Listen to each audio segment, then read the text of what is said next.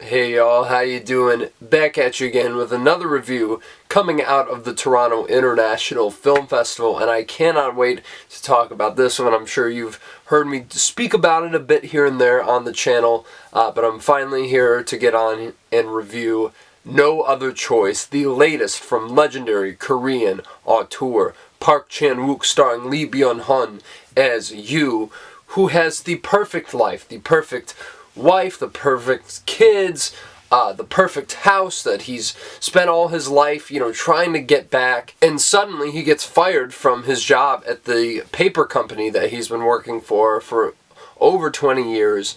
And after experiencing a bout of unemployment, he decides the only way to find his way back in to the paper making industry is to eliminate the competition. Now, I'm sure you've heard a lot of very good things coming out of Venice about this movie, and I was very excited for it. But here's the thing, just to give you some context, I don't really love all of Park Chan-wook's movies as much as everyone else. Like the Old Boy trilogy I really like, and I think all those movies are very, very good, extremely well made, but Old Boy is probably my least favorite. So if you click off this video now, I can kind of understand, but hear me out. I think even with me being a little detached from his maximalist style at times, I really like every single one of his movies. I really liked his last movie too, Decision to Leave, which I've been meaning to get around and rewatch at some point, but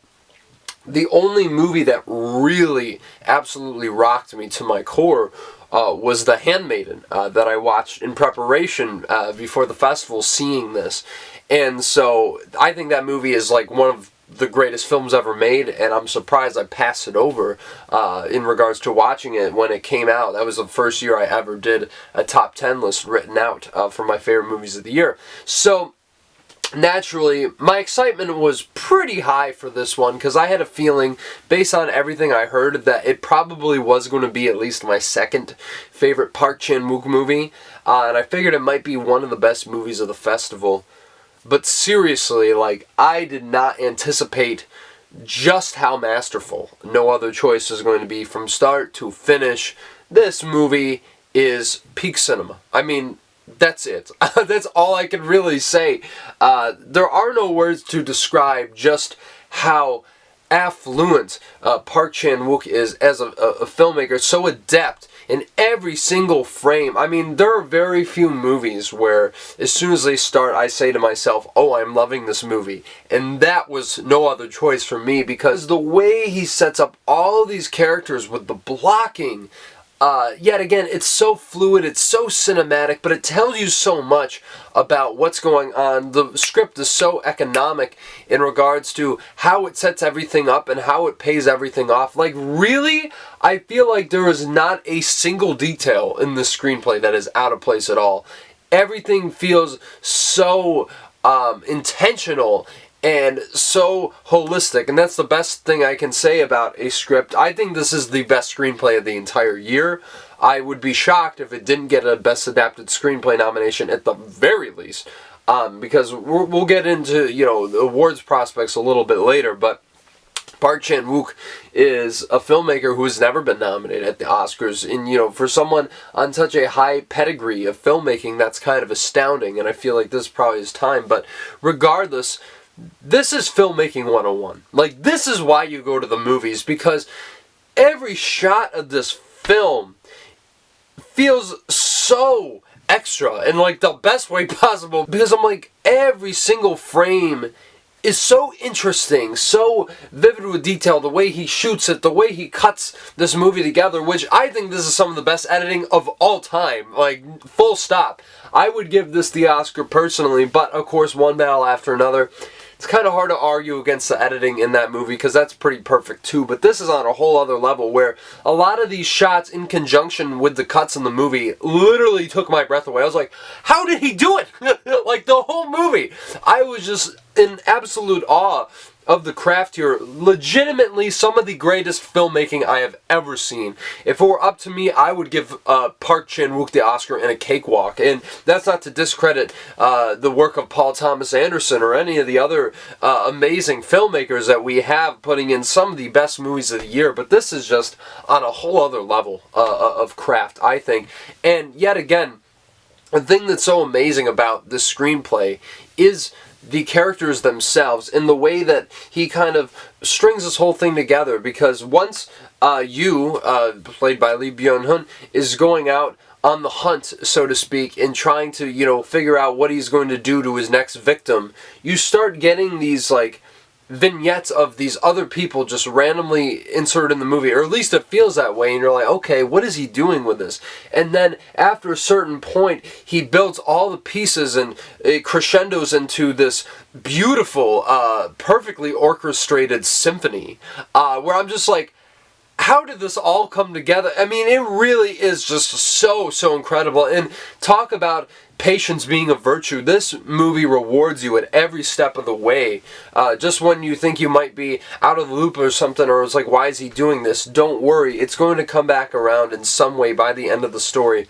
And I have to talk about the actors here, especially Lee Byung-hun, who is amazing in this. And, you know, for someone who is playing a pretty questionable character, to say the least. I mean, he's a terrible person. But in some way, he still makes you feel empathetic towards him, at least in some regard, because yet again, there's so many things going through this character's head, and you kind of understand to some degree why he wants to do the things that he is doing. And I think what's really great, not just about how he portrays this very complex character with all these like swirling emotions that shouldn't fit together but somehow do, I think his comedic timing is so excellent. And on that note, this is Park Chan-wook's funniest movie by far. It's one of the funniest movies of the year, honestly, and I was like laughing consistently from every minute. Like, honestly, it doesn't really slow down in that regard, except when it needs to, and that's great because he really finds this perfect tonal balance between the comedy and the darker elements of the story, and sometimes they converge perfectly together at the same time. I really do feel like this is the closest thing we have gotten to Parasite in regards to thematic scope and execution that we have had since Parasite. And I'm not just saying it because it's a Korean movie, but it obviously sort of is this anti-capitalistic takedown of many different things. But I'll get into the themes in a little bit, because some of the other performers I really want to highlight here are Sun Ye-jin, who plays his wife in the story, and she is excellent here. I really think they have terrific chemistry all across the board, but you really get to see the complex dynamic between this husband and wife come to the surface throughout the story, and I think it really goes in some very surprising directions that I did not expect, and I really appreciate that, you know, he didn't go the traditional route in, you know, wrapping up the story in the way that you think it would. It feels like such a cathartic point to end on, for not only just the thematics of this film, but also these characters as well. It makes a lot of sense where they end up, and I just absolutely love all the scenes they have together, some of the most riveting in the movie, and I think their dynamic specifically really touches on the idea of traditional masculinity and how that is seen in Yu's eyes and how it is seen in hers, and kind of like the contrast and the conflict between the two of them. It is absolutely brilliant. And then you have Hye-ran, who plays another character in this movie. I won't give away who she is, but when she is on screen, you do not forget her. She has perhaps maybe the most explosive, dynamic performance in this whole movie, and she's only in like a few scenes, but yet again, she totally makes her impact and kind of like walks away with this whole movie. I don't know if she would get, you know, an Oscar nomination for this, but she really is absolutely terrific here. And Lee Sung-min as well, who plays her husband in the story, is absolutely great whenever he's on screen. He gets some of the most standout moments in the movie, and I think their dynamic, yet again, another very interesting husband and wife dynamic in this film. And I really love how the movie dives deep into their storyline, even if they aren't as present as the other two throughout the majority of this runtime.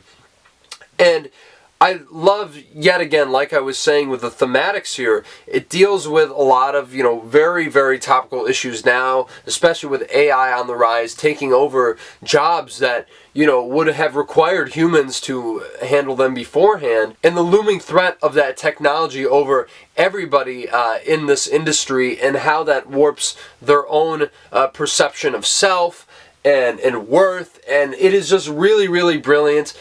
How that breaks down, but also, yet again, like I was saying, with the whole capitalistic angle of it, you get to see firsthand the lengths at which someone would go to preserve their job and what they have in that way of living. It's really, really astounding to see play out on screen, and I think just resonates totally, because you can kind of identify with these characters in some way and also be like, okay, these guys are complete idiots. But it really brings up all these ideas in such a thought-provoking way. It never feels very surface level, like Eat the Rich. It's because really it's more so there are people even higher above them who are kind of enforcing this onto them, and how this has sort of reaffirmed an ideology in their heads that this is the way things have to be, this is the life I need to lead. It really, really is brilliant, and I really don't want to get too much in the rest of the themes in that regard, because yet again, the experience of this film is so thrilling, surprising every step of the way, and it's just so perfectly crafted on so many levels. I can't even believe that this movie exists. And yet again, I mean, this is a remake of The Axe, which was directed by Costa Gavras, who's another, great director in his own right. And I haven't seen that movie. I heard good things about it, but I think this is probably like 5 notches above, just because the filmmaking is so great here. And I also think that this is Park Chan-wook's most accessible movie, sort of in the way that Parasite was very palatable to the Academy members, ended up winning Best Picture. Now, I think it's going to be an uphill battle for this film to break in to that level at the Oscars. Now, I think personally, after this winning the TIFF International People's Choice Award, the very first one, over Sentimental Value, I really do see this as a strong Oscar contender, but you have to wonder if Neon can get 3 movies in the Best Picture. I mean, that's a tall order for any studio. Like, when the last time that happened was the 40s or 50s? I really don't know. And so I think it's definitely an uphill climb, but we have to see how this one takes off, because I feel like everybody is going to love this movie. Like, literally every single person I talked to at TIFF was saying that this was either their favorite or their second favorite of the entire festival. So I was surprised that it didn't even play in the top 3 just in general for the regular People's Choice Award. But I do think that this could absolutely get into Best Picture. I'm predicting it right now. I definitely think it should win editing, so at least the nomination is warranted, or they're going to do this like they did The Substance and not know what the hell they're talking about, and literally snub some of the best crafts of the entire year. Cinematography I would also love to see, because this is the best shot movie of the year, hands down. Just the flair here, the finesse, there's nothing like it. And I really do think that this is guaranteed slam dunk Best Adapted Screenplay nomination if it's getting anything. And Lee Byung-hun, I really do think he is worthy of an Oscar nomination. Now, I think he's going to have a very tough uphill battle to fight, especially when you have Hollywood heavyweights like Leonardo DiCaprio, Michael B. Jordan, and Timothée Chalamet probably getting in the Best Actor this year. So, yet again, sight unseen at this point. We have to see how this takes off, but I really do hope that this is going to get in so many ways. Of course, Best International Feature, it's going to be nominated for sure. And you know what's strange to me? That Parasite, if you didn't know, is the only Korean movie to ever be nominated for an Academy Award. So this, there's a lot riding on this. I think this is finally going to break the curse, and that we're finally going to recognize one of the great filmmakers who hasn't been recognized before, but one that audiences love and adore and appreciate. This really is his time to shine, and I really do think that this is one of his absolute best movies. Now, keep in mind, when I did see it, I was running on like 5 hours of interrupted sleep, so when I say that it felt a little long, I know other people shared that sentiment, but honestly, I felt like when I thought about the movie later on, I don't think there's a single thing I would change about this film. seriously, because I feel like in regards to how it progresses and how it concludes, it makes perfect sense. It feels so perfectly constructed at every step of the way. And even though you could argue the ending is a little on the nose, I don't really think it matters because it conveys the themes of the movie so perfectly and really has stayed with me. Like, I do think about that ending a lot. And yeah, I don't think that this is something that I would even tamper with, because I really do think that No Other Choice is yet again another masterpiece from Park Chan-wook, and I am going to give this a 10 out of 10. Yes, I know, the very first 10 out of 10 of the year. I don't think that there's any other movie deserving of this level of a rating, and yeah, I think once you guys get to see the movie in December, you'll probably agree, at least to some extent. And if you don't, that's alright. I mean, I still think that this is guaranteed a spot on almost anybody's top 10 list. I know there were some people who weren't as big on it, but for the most part, everybody was just about in unanimous praise for this latest venture from Park Chan-wook. But yeah, guys, you let me know if you got to see it at any of the festivals down in the comments below, and let me know what you thought. Or, you know, is you're seeing the movie in late December when it finally hits theaters at Christmas. Let me know then as well. And please smash the like button, subscribe to the channel if you want to see more reviews like this coming out of the Toronto International Film Festival. I'm trying to think of what the next one up on the docket would be, so maybe I'll just keep it a surprise. You can see for yourselves when that finally gets uploaded. But yeah, guys, stay tuned for that and so much more. This weekend, I'm going to be seeing Anemone, the new movie from Ronan Day-Lewis starring his legendary father, Daniel Day-Lewis, and, of course, The Smashing Machine from Benny Safdie starring Dwayne "The Rock" Johnson and Emily Blunt. So be on the lookout for that and so much more, and I'll talk to you guys very soon.